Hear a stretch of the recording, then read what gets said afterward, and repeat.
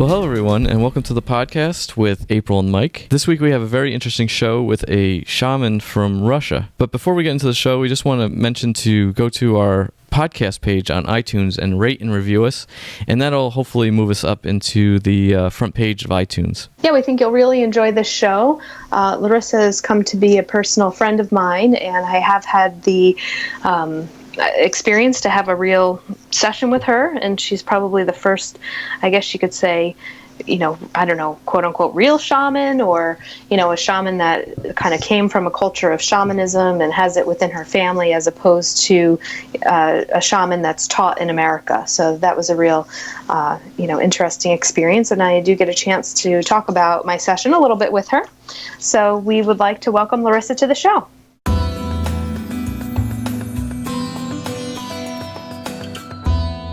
Thanks so much for being on, Larisa. Hi, thank you. So Larisa is a shaman, and you are originally from Tuva, Russia. Am I saying that right? Or is it Russia, yes. Tuva? Yeah, Tuva, Russia. It's a Republic of Tuva, Russian Federation. Okay.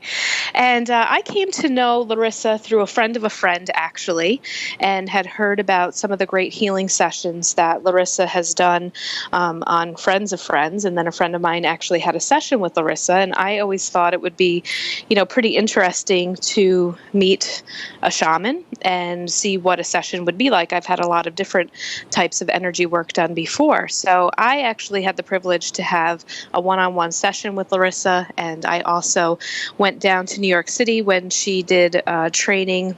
What was the name of the museum again? It's called Rubin Museum of Art. Rubin Museum of Art, that's right.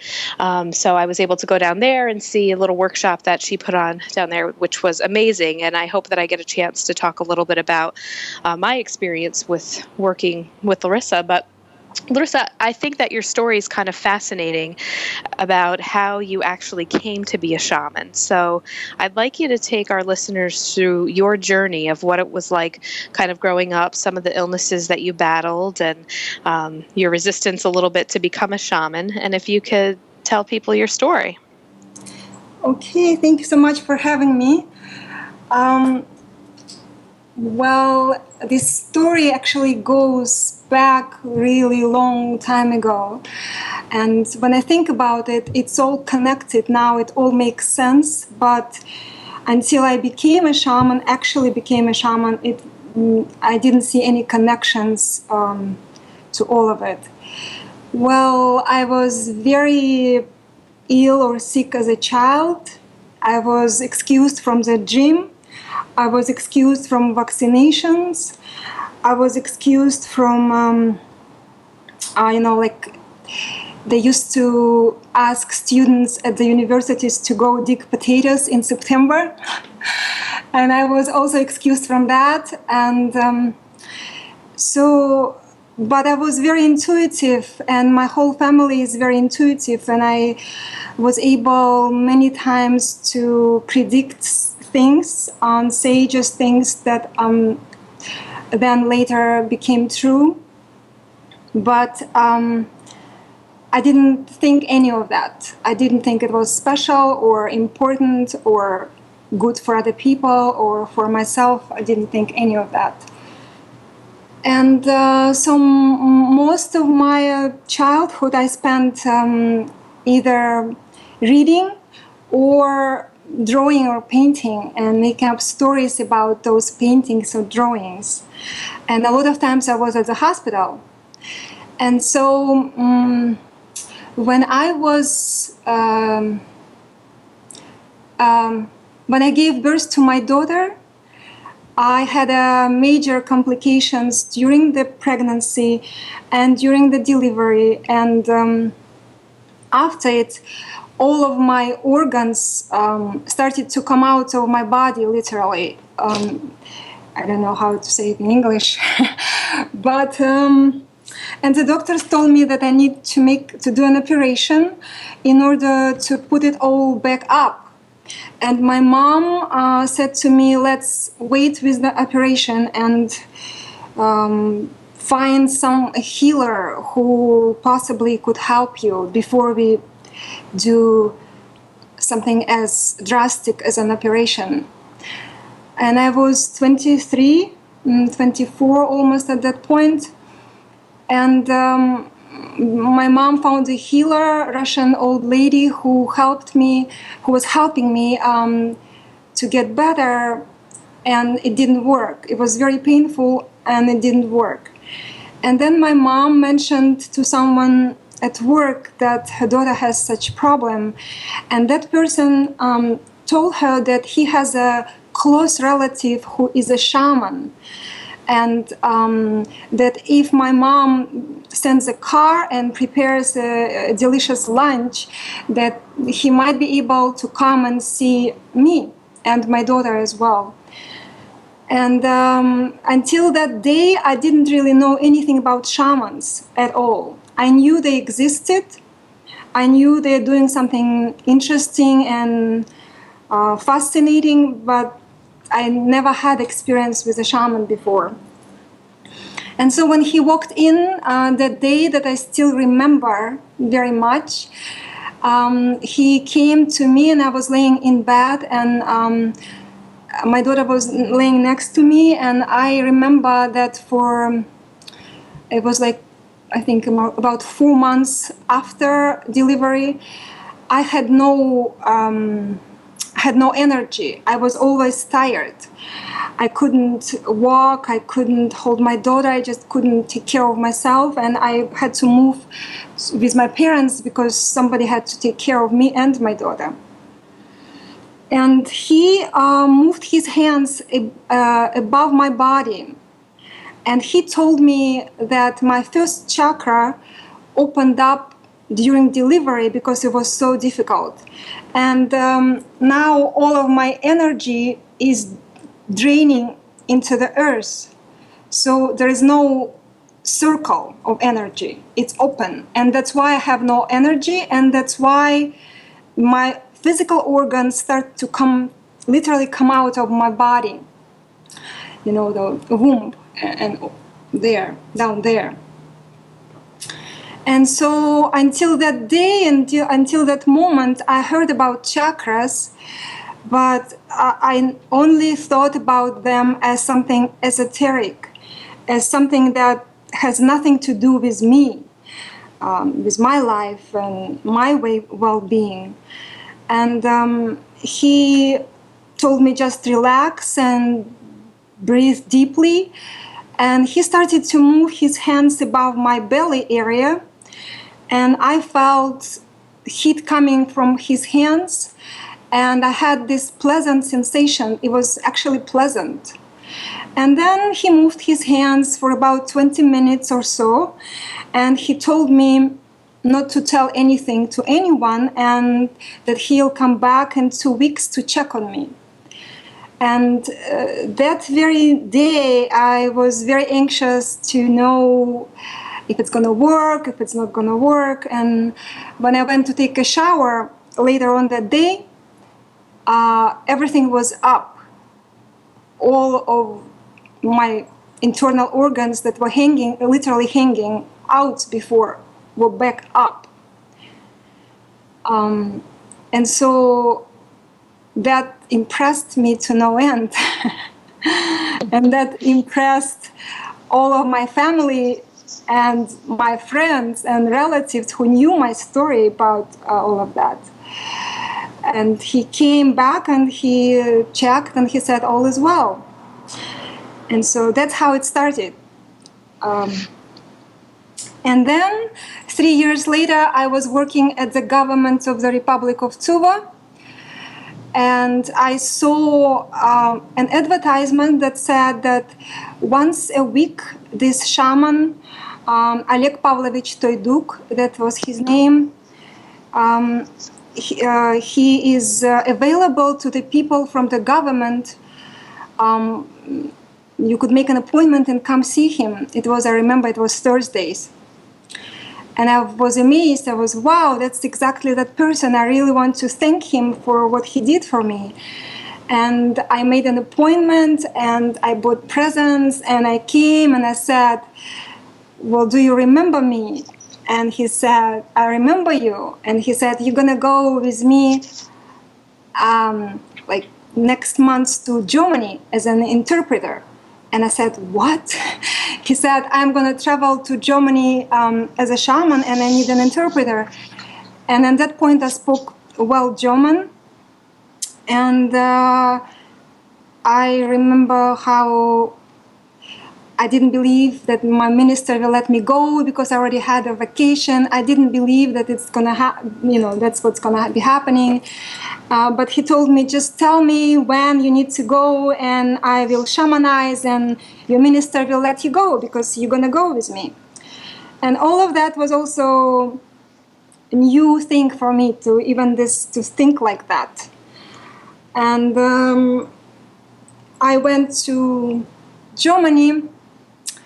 And I was the person who was interpreting from German to Russian for the people who were coming to see him.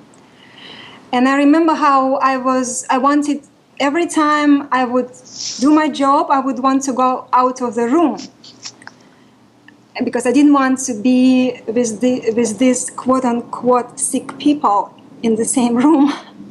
And I was afraid of the drum, and I was afraid of the spirits, and I was afraid of everything. And he didn't let me leave the room, and he was telling me every day, you're gonna stay here in the room, just sit here. And so I experienced these days when we would just get up and people would start coming in, because the person who organized all these appointments all day long. And I would sit in the room. And by the third day, after the third day, he told me that I am shamanizing as I'm sitting there. And I said, what are you talking about? I'm not doing anything. And he said, you are shamanizing.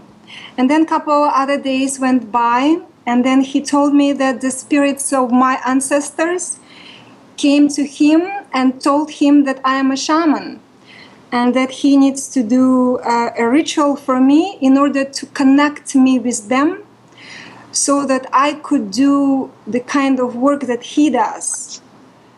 That sounded so far out for me that I couldn't even comprehend what that means. I said, no, that's a mistake. I'm not a shaman and that's impossible, and no. And so then we came back already from the trip, and a couple of months later he met me again and he told me the same thing. And right away I said again no, because it just didn't make any sense to me. And then again, a couple of months later, he met me specifically again and told me, does your family know what I'm telling you? I said, no. And he said, well, you really need to call all of your big family together and tell them what I'm saying, because this is very important and you obviously don't understand. And I said, okay, I'll call and tell them all. And so I called my family, and there was a family meeting, and I told them what he said. And during that meeting, I learned that my grandfather on my mother's side and grandfather and his wife on my father's side were shamans. And until that day, I didn't know that.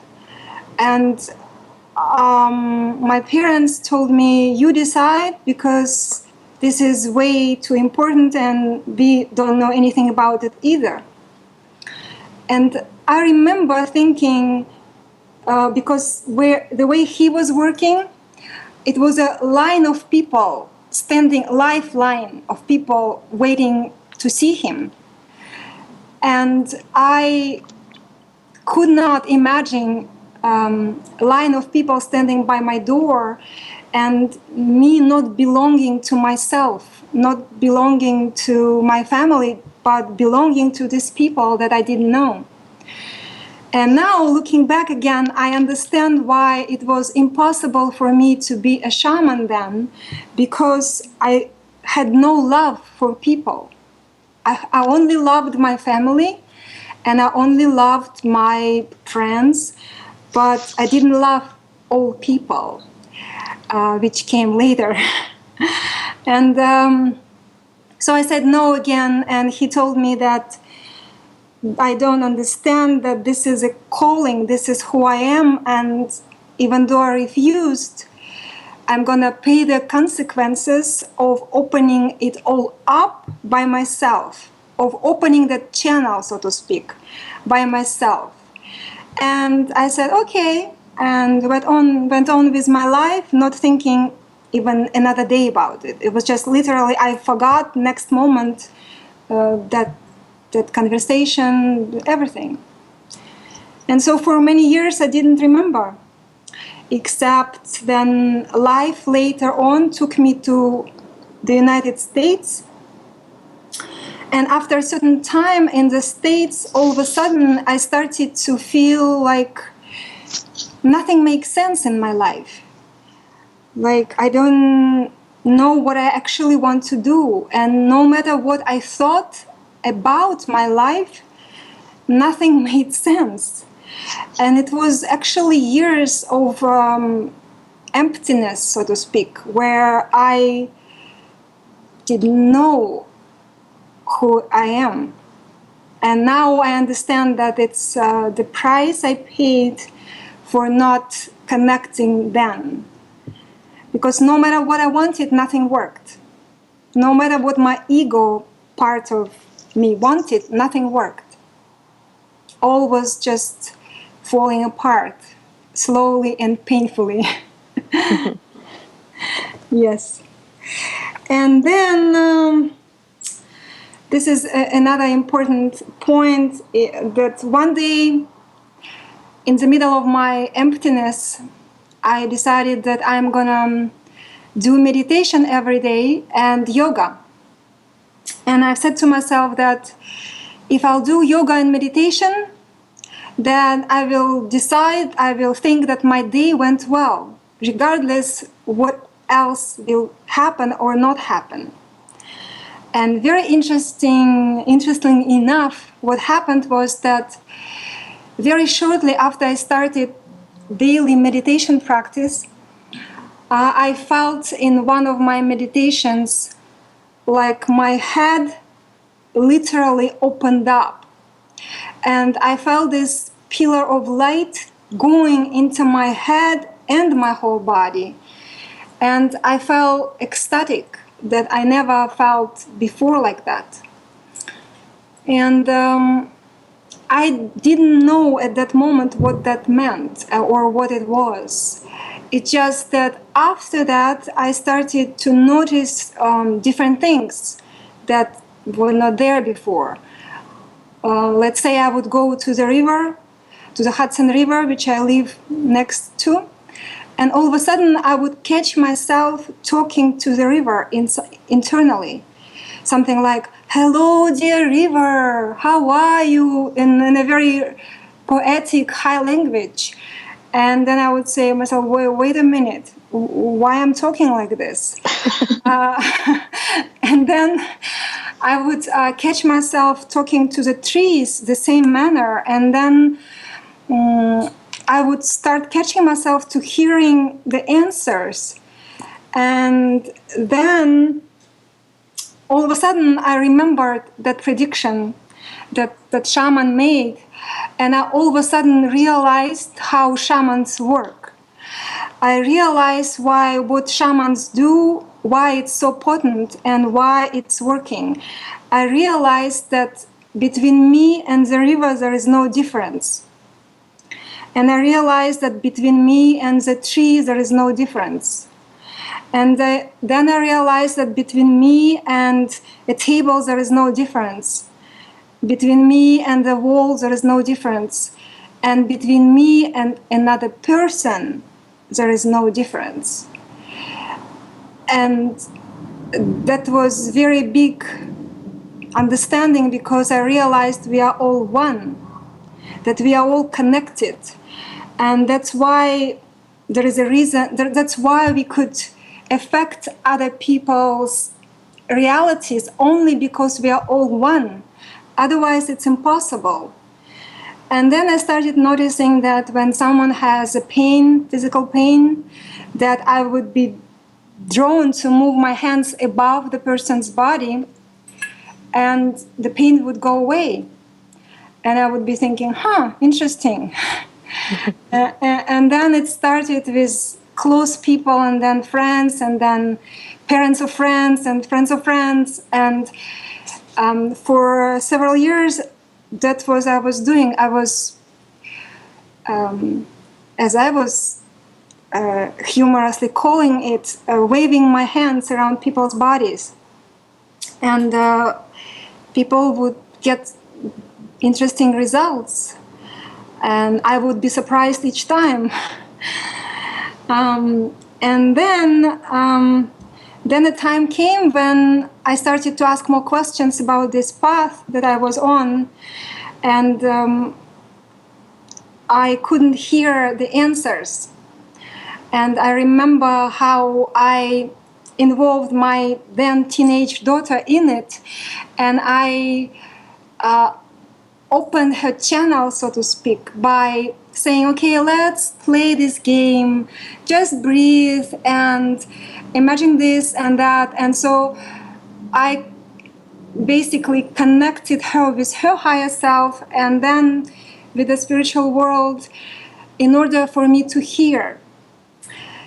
Because it's interesting that when we are having some kind of dilemma or challenge in our lives, we often can't hear. Even if we are very intuitive and we are normally can tell things, but if we are emotionally very involved, it becomes impossible because we are too invested. We really want specific outcome. And so I remember my daughter, actually the right way to say is the spirits, the shamanic helping spirits told me through my daughter that I need to go back to Tuva and do a meditation on top of the mountain. And that sounded like not even the fairy tale, but even more ridiculous than this. I said, what are you talking about? What meditation? What mountain? And but now I've learned that when spirits tell you something and you don't do it, it's really it's up to you, because they just not gonna repeat it. Because nobody is gonna repeat things if you're not gonna follow. And so I contemplated for a little bit, and I bought the tickets for my daughter and me, and we went to Tuva. And we did a meditation on top of the mountain, and it all unfolded. I knew what mountain, I knew that it was supposed to be before the sunrise, I knew that it was supposed to be 33 minutes. And during that meditation that I did together with my sister and my daughter, who are 12 years apart from me, my sister is 12 years younger and my daughter is 12 years younger than my sister, I connected to my, as I call her now, my initiation teacher. It's a spirit teacher, and she was my initiation teacher. And I connected during that meditation to one of my power animals, which is the red Chinese dragon.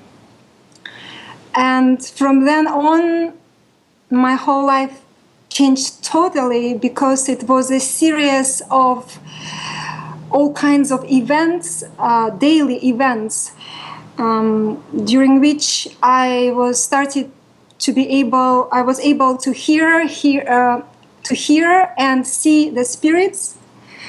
And they did 3 rituals for me in order for me to connect more with my power animals, in order for me to remember that I am a shaman, because I really, really resisted. I really didn't want to be a shaman. Then the last ritual was for me to do a protection ritual, so that I am protected. that's how I became a shaman, I guess, in 3 words. Great. And can you go on to explain, because maybe some people have never heard of power animals or what power animals are. Can you describe how you work, what a power animal is, and then how you work with these power animals when you are performing a healing on people? Power animals basically are energy patterns in the shape of an animal that has specific abilities and qualities and has separate mind from the person's mind. And so I think for me, and they are part of the person. Even though they have a separate mind, they're still part of the person's spiritual makeup, so to speak. And so when I do a healing session, shamanic healing session, when a person is laying on the floor and I am sitting by the person and drumming, I am just asking my power animals to come to a person's energy body, which is the deepest part of the people of the person, or what is commonly called aura. And because they don't have physical bodies, they don't have a physical body like I do, they are able to come into the person energy field literally and do all kinds of work there, harmonizing and balancing and taking away everything that doesn't belong anymore to the person, and the person collects it just by the virtue of living life, like we all collect dust in our apartments or houses. So that's what it is. Great. And I know just in having a personal session with you that almost one of the gifts that you give people is you are able to see what other people's power animals are. Yes. And then when you share that information with them, then it's up to the person to probably research or decide what they want to do with that energy and with that animal and how they'll bring that into their lives. Absolutely, yes. Yeah. Great. Now, I know that you have listed on your website that you do a bunch of different things because you really were more of an energy or healer before you became, transformed into being a shaman. Like you worked more with aura cleansing, balancing the chakras and energy work on people. And I was also wondering if you wanted to talk about some of your experiences with clearing negative energies and what that's been like too. And do you use your animals to help with that? Yes, absolutely. Because I was quote unquote a healer before I became before I was a sleeping shaman. And then I became a quote unquote healer. But then I wake up, and so I became a shaman. And now I know the difference between a shaman and a healer, even though every shaman is a healer, but not every healer is a shaman. The same way I think it's there is a confusion, especially in the United States. I noticed that a lot of people think that medicine woman or medicine man is the same as a shaman. And they call me, well, you're a medicine woman. And again, it's every shaman is a medicine man or a woman, but not every medicine man or a woman is a shaman. So now I know the difference, and it was very interesting for me to notice and observe how people who used to work with me when I was just quote-unquote healer, when I became a shaman, and how they noticed the difference. The difference was huge because people, especially men for some reason, who had no direct right away sensations, so to speak, or of what's going on during the session, all of a sudden were able to notice that something is going on, and they were able to locate parts of the body that the work was being done, and they was able to suddenly hear or smell or see things that they were not able to do. The same people that worked with me before I became a shaman, or rather I would say before spirits made me a shaman. And so with the negative energies is see, those power animals are pure light. They are energy. They are consciousness, because consciousness equals energy. Energy equals light. Light equals love. So when someone has some kind of, let's say, negative attachments or parasites, I call them, lovingly, I call them energetic parasites. So when when someone has something like that, then during the session, all of my power animals, which I have 14 of them, go into person's energy field, and there is no space for that energy parasite to be there anymore. They just cleared by themselves. It's very easy. Unless there is something that is like more of a possession, something that is more difficult to get rid of, when it happens very rarely, when someone was so weakened that some real negative being attaches themselves to a person and then influences the person's mind and thought process, and then the person becomes more and more disabled and destructive in their behavior and in life. And that is more difficult. And I usually don't like to talk about it much because it sounds scary to most people. And it is scary, but it's not something that we should discuss, I think, because it's just there and needs to be taken away, that's all. Mm-hmm. Okay. And do you want to briefly describe what it's like if somebody were to come to you for a session, with these power animals? What could people expect, and what does a session look like, and about how long does it take? Well, you had a session with me. How did it look to you? Well, I don't know if my session looks like everybody else's. But maybe you could say something about yours, and I say something else. Sure. I know that, it kind of started off with a little brief meditation and just kind of connecting, and you gave me directions on like how I needed to stand on your blanket, and my whole body was saged. I remember that. It was not sage. It was a wild juniper. Okay. It's from the mountains in Tuva. Oh, okay. It smelled awesome.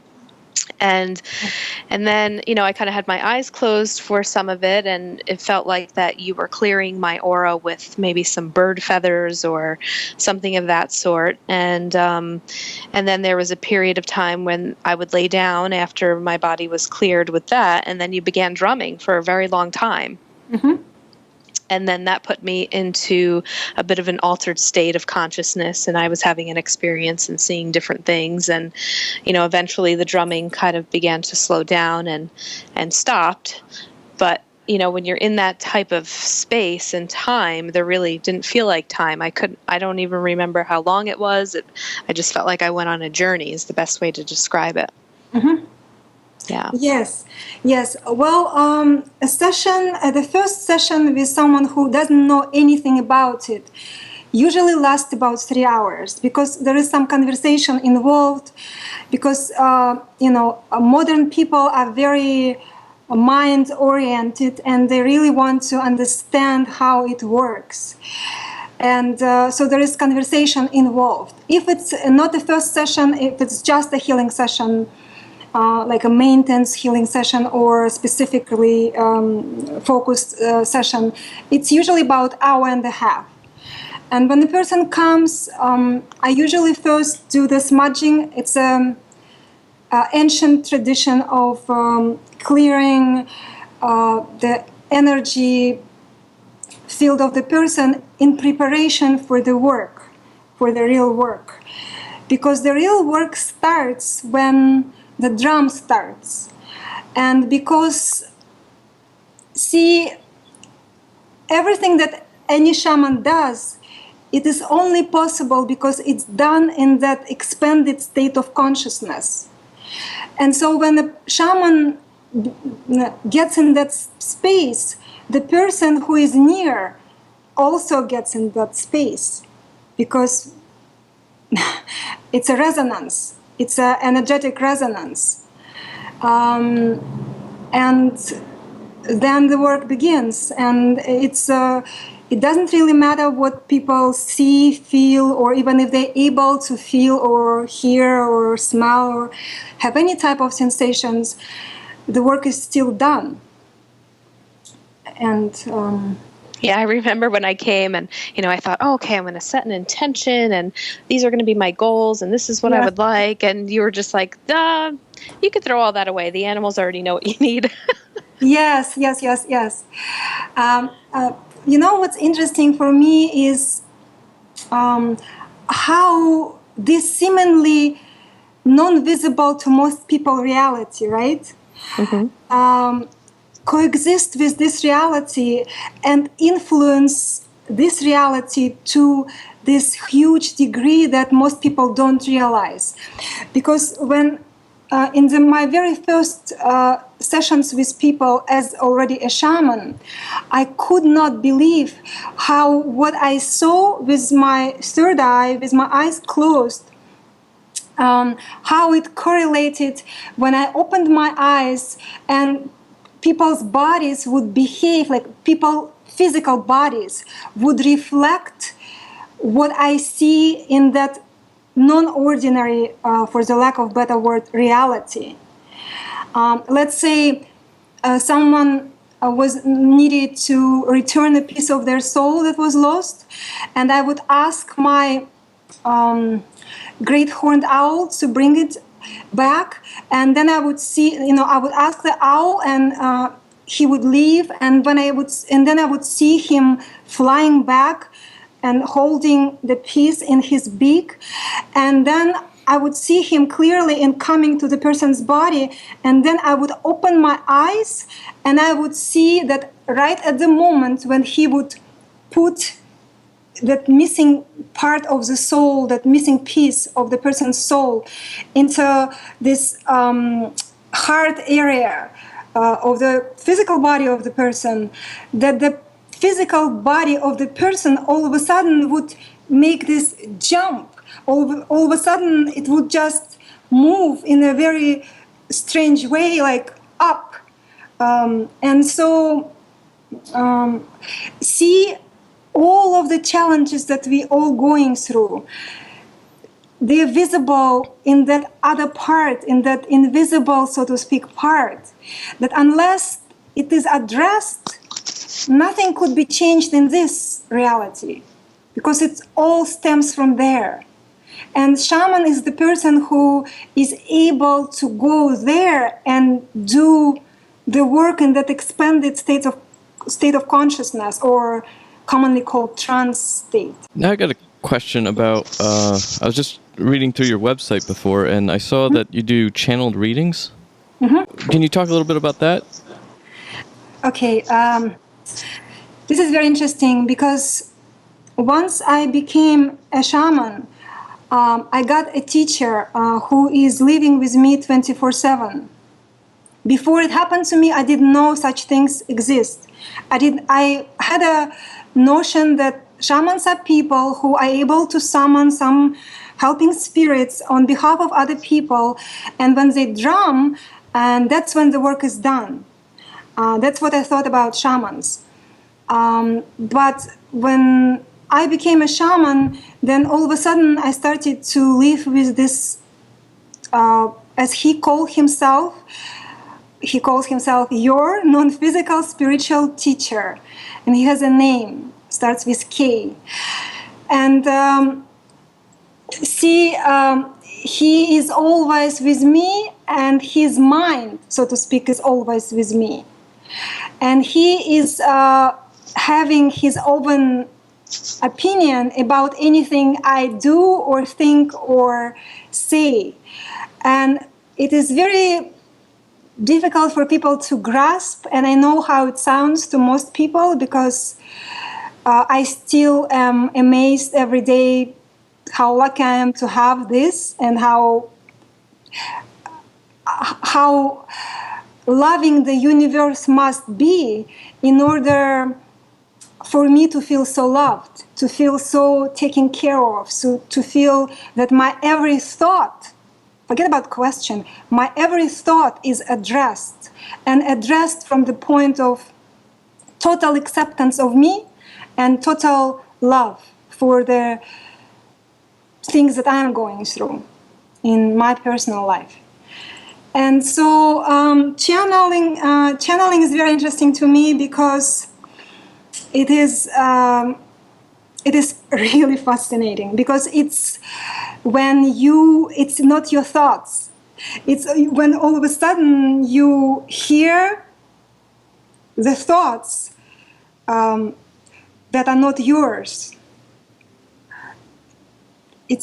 I don't know how to explain it, how amazing it is. But basically, channeling is the ability of a person to tune in to something that is non-physical, to another mind, and bring that information. Because the spirits, or helping spirits, shamanic helping spirits, know everything about you,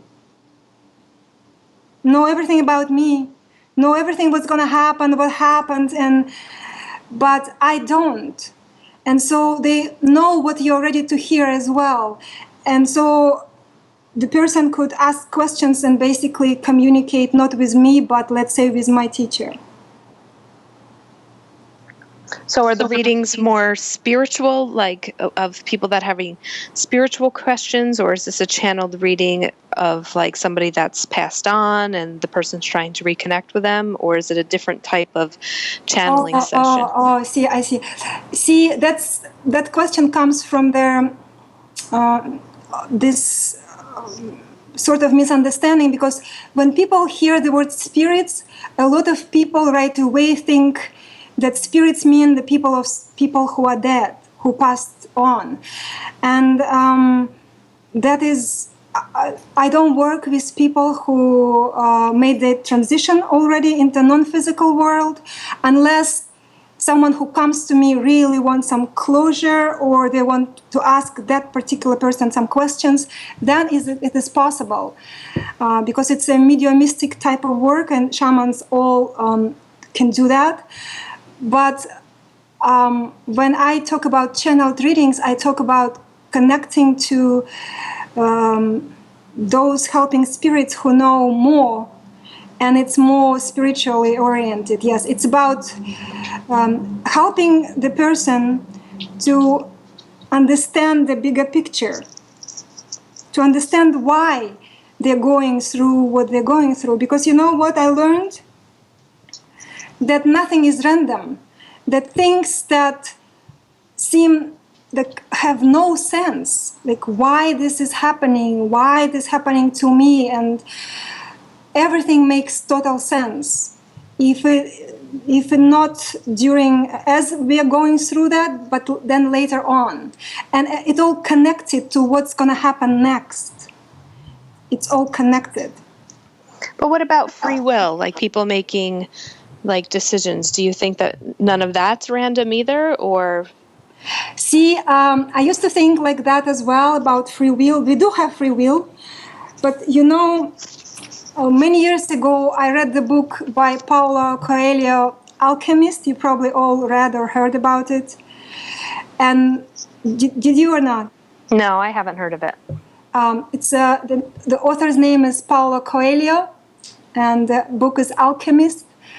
It's an old book. When I read it, in that book there is a phrase that he says, one phrase, and he says it's in Arabic, and the phrase sounds maktub, which he says that it means in Arabic, all is already written.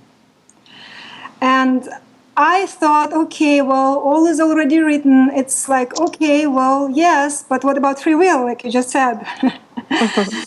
But what I'm learning as I'm going through my life and lives of so many people that I have a privilege to observe and work with and influence as well, that all of the things that it looks to us that we changed our minds, that we even took a different direction, that even if we went to a shaman or did some work or did some ritual or a blessing ceremony or did any kind of work, it's already also maktub. All of it, even all of our back and forth, changing the decisions, all of it, it still is maktub. Interesting. Okay. Exactly. Exactly. What would bring somebody to go see a shaman? Well, what I want to say is that we all need help at some point or another. All of us. Absolutely all of us, including me. Except right now, I am helped right away directly by the spirits. So shaman is this middleman that is able to connect a person with the spiritual world. That's all it is. Whether it's the person own power animals, or person own spirit guides, or person own higher self, or any of that. So a shaman is someone who is able to connect a person to the spiritual world that is there, that exists at all times. But when you are not awake to it, so to speak, it's hard to believe. It's a lot of people don't even believe in all of this because they say, well, I don't see it. And I say, good, it is still ahead of you. If not in this lifetime, then next lifetime you'll be able to grasp it. If not next lifetime, then the life after next life. And so I believe that a person needs to see a shaman when they feel that something is going wrong, that something or appears to go wrong, that something is out of whack, that they don't feel full of energy, that they really lack energy. They feel they don't know what they're doing. They feel they don't know what the next step is. They feel clouded. Their mind is not clear. They lost joy. They don't feel joy when they wake up. They don't want to wake up. Or they wake up and they drag their bodies through the day. When they want to make change, whether it's in their physical bodies as in diseases, or whether it's about some change that they want in their lives for the better. Because shamans work with the subconscious mind. And so shamans do rituals and ceremonies that greatly impact the subconscious mind, that then everything could be changed in one session. Everything could be changed in one ritual or in one ceremony. You don't need to spend years and years and years in some therapy in order to feel better. Because shamans work with all bodies. Because we as human beings consist of physical body that we all see, mental body, emotional body, and our energy body or our spiritual body. And shaman is a, so to speak, specialist who is able to affect all of these bodies at once. And let's say other specialists affect one body, or if they're very good, two bodies. But because shaman affects all of the bodies at once, with the help of the other side, so to speak, with the help of this shamanic helping spirits and power animals, that's why the work could be done swift and easy. Yeah, well, and it sounds like, in your story, that you really had a physical healing that had happened. And I think what we call that with what happened to you is a prolapse after childbirth. Did you fully recover from all that, or how long did that take after your healing with that shaman?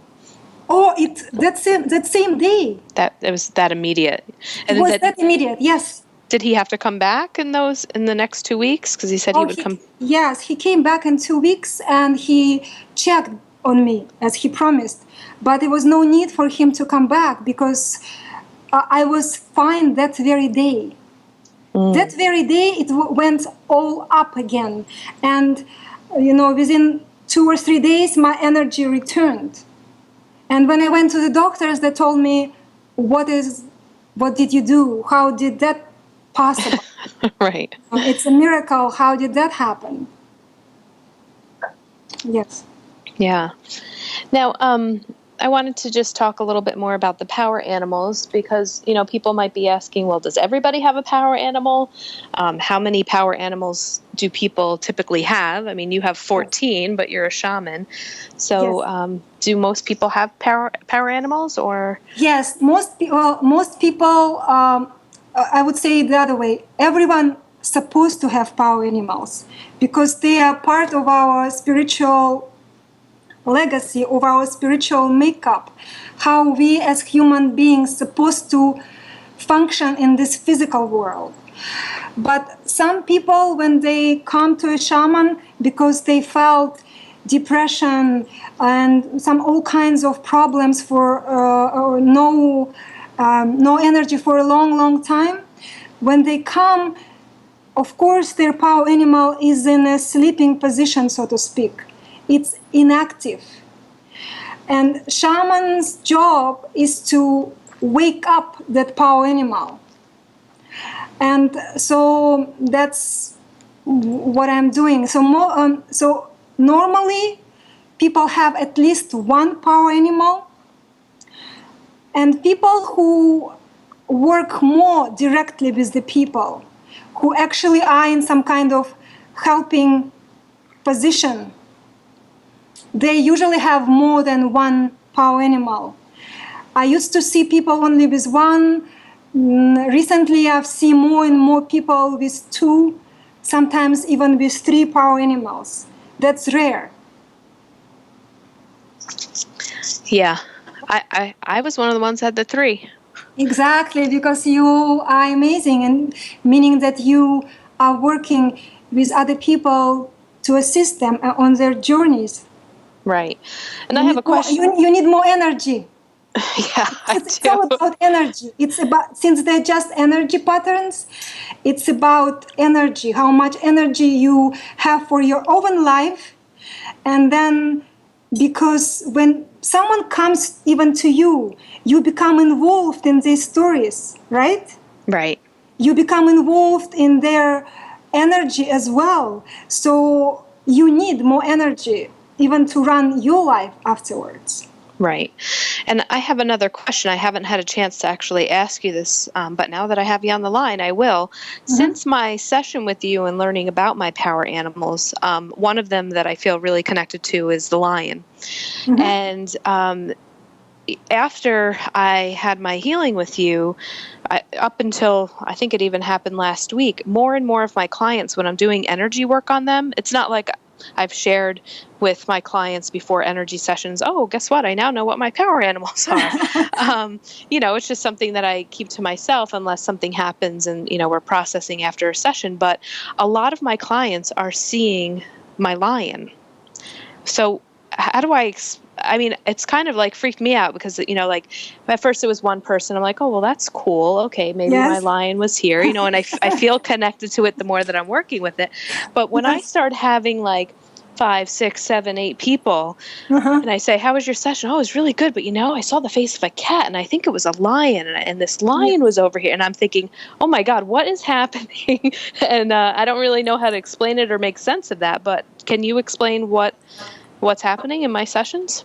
Absolutely. This is how the explanation is very simple, because that reality that is as valid and as solid as this reality that we all see and agree on, it's the same for everyone.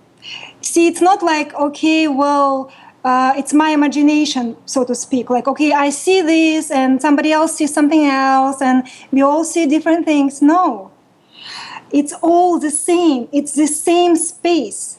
It's like because you work with your power animal lion, when they went in that space of no thought, and when they didn't resist anything, they were able to grasp that energy pattern that worked directly with them, which was your lion. How I want to say something about it is the same principle. When the spirits came and they were doing 3 rituals for me, the rituals were done in the States, but my sister, who the spirits insisted that she is also going to be a participant of my rituals, she was in Tuva. And so it was very interesting to me how the spirits would tell me, okay, on this day, you're going to prepare this, and the other, and a specific timing. I would be in my room, and my daughter would be in her room, because it was all rituals were done with my daughter, my sister, and me. And my sister would be in Tuva. After the ritual would be over, and we would compare the notes, what they would tell me what happened. And on the outside, it looks very simple. We prepared what needs to be prepared, and then we lay on the bed.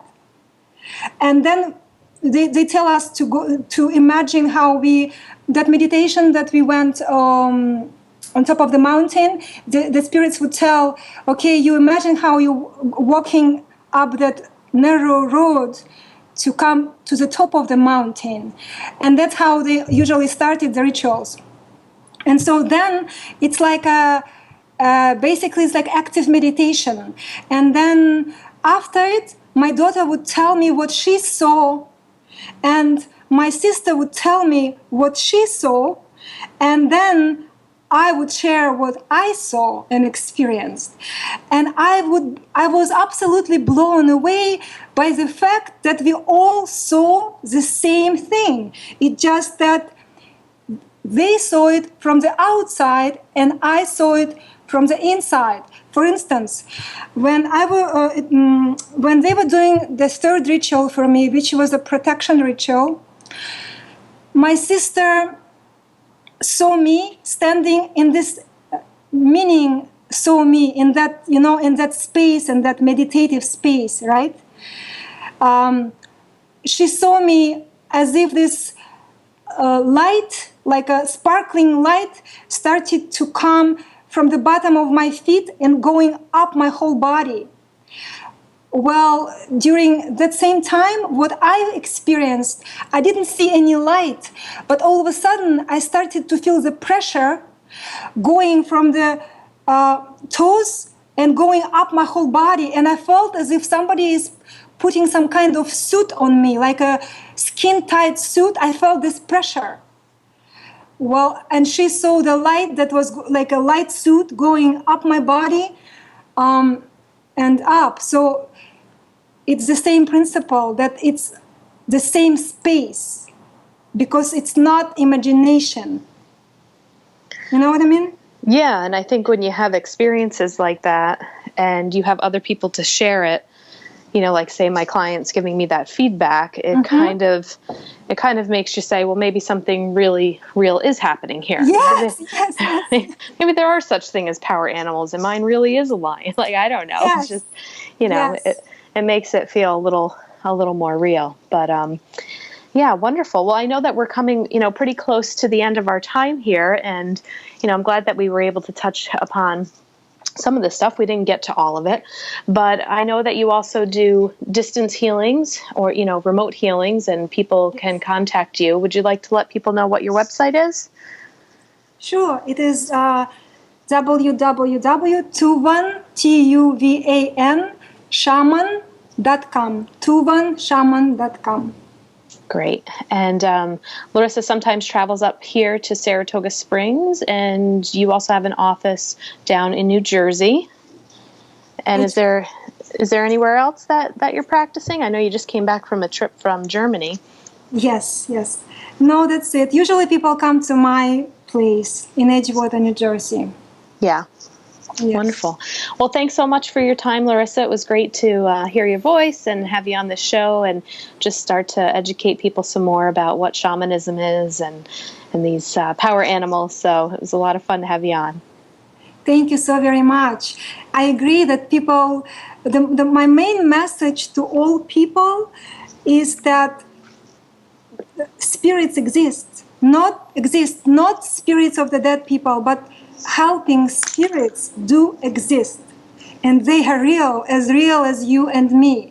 It's just that in order for all of us to be able to hear them, we need to create a space, that empty space inside of ourselves, in order to hear them, and it is best done through meditation. Excellent. I agree. Thank you so much. All right. Thanks, Larisa. Thank you. If you'd like more information about our films or to purchase our DVDs, you can head on over to our website at thepastseries.com. They're also available to purchase on amazon.com. Our films are also streaming online at vimeo.com, gaiamtv.com, and iTunes. If you have a show suggestion or would like us to interview someone specifically, please feel free to shoot us an email at info@thepastseries.com or send us a tweet at thepastseries. Please rate and review us in iTunes and subscribe. We hope you enjoyed the show.